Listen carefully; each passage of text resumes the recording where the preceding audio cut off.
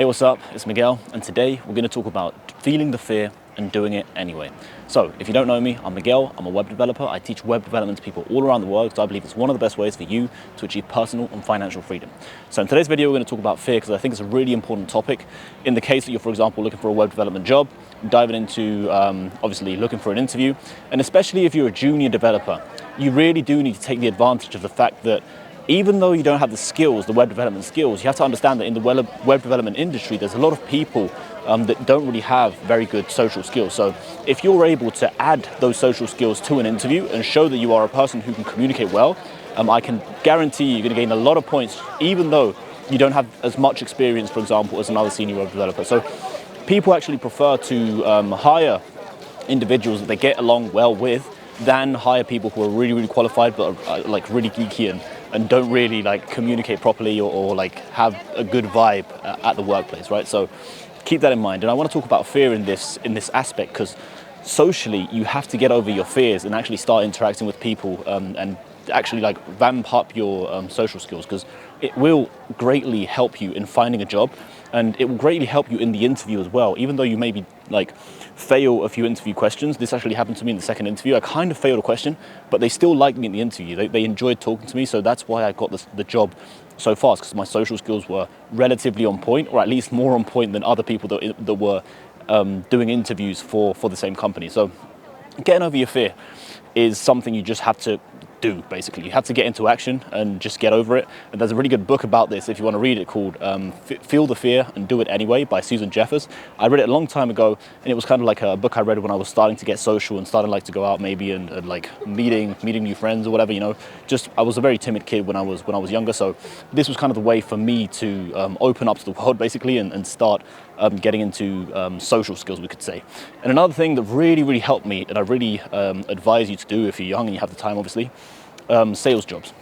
I also worked as an English teacher, so that kind of helped in the sense that I was always talking to people, right? But in the summers, obviously my students left for like holidays, etc. So I didn't have students in like 2 or 3 months of the summer.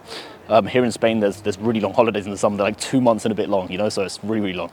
So in those 2 months, I basically took on sales jobs, and these sales jobs allowed me to really break through my social fears and break like through the social anxiety of like stopping people on the street, because my job was like a street job. So basically what I did is I would stop people on the street and I would get them to sign up to NGOs, right, to non-governmental organizations, charities, right? So I'd have to stop them. That was difficult in itself, right? And then once I stopped them, I'd have to like convince them basically to sign up to a monthly subscription to the charity. And through this process, I really, really, really massively developed social skills, and not just that, but the skill of dealing with rejection, dealing with the negative emotion of failing and having to reattempt, failing and having to go back to the drawing board, failing and having. It's a really experimental way to approach a job, for example, right? So that's why sales jobs are so good, because they literally put you in the shoes of a scientist, basically, right? So you're attacking the world, and the world is giving you reference to how you're approaching it, and you go back to the drawing board, basically tweak your approach and learn the things that you did right and the things that you did wrong, and approach the client or the people that you're approaching to try and sell them in this new sort of iterated way. It's an iterated process. You're constantly tweaking, basically, and your brain learns by itself in many ways as well. So even if you're not tweaking, your brain will learn the things you have to do and the things you don't have to do, right? So when you're constantly going out and experimenting, your brain is going to absorb things, much like how we learn languages naturally, right? So as kids, we learn languages without studying. We just learn languages through trial and error, right? So this is a really good mindset to get in for anything in your life, right? To get into that sort of scientist mindset of trial and error. And obviously, if you want to learn web development, once you get moving, once you get into action, that's when you learn the fastest. Okay, so with this, I think I've explained the topic enough.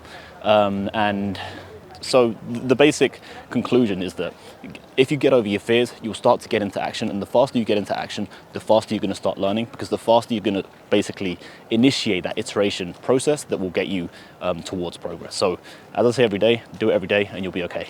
Ciao.